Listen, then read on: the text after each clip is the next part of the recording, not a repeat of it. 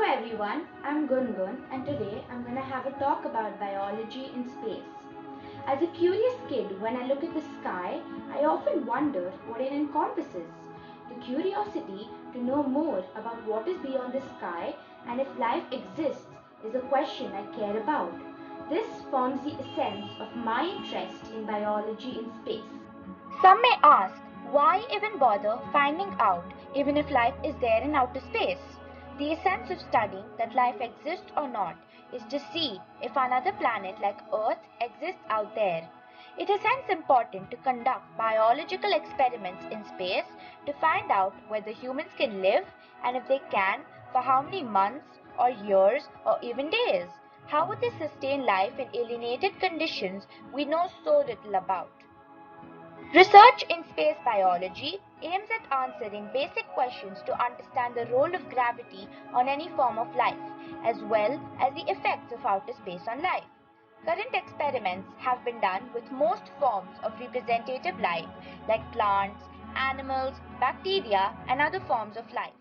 An interesting study concluded the survival and effect of space conditions on plants like radish and lettuce, which can grow under artificial light in such conditions.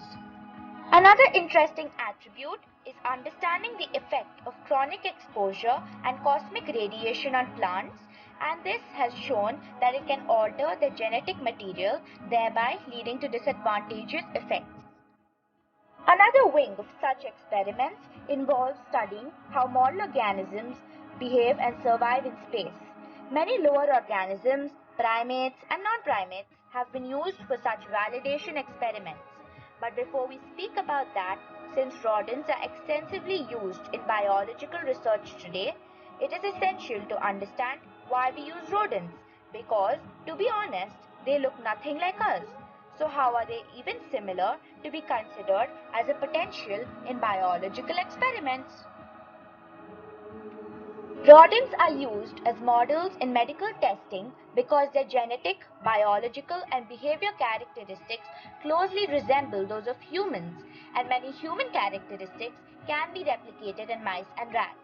On the other hand, monkeys are not used widely enough, even though they are very similar, is because they are sentient and have advanced cognitive capabilities, and their research use is considered unethical. Did you know a 3 mm fruit fly was the first organism to be sent in space for research? Researchers found that these tiny flies can survive in microgravity and also induce immunity to infection. Researchers are also trying to study the effect of microgravity in mice and the various changes in the anatomy of mice, which would eventually help to understand the various changes that take place in astronauts. In conclusion, these experiments help us to understand the important attributes essential for life to survive in outer space. And maybe one day we might call another planet home. Thank you.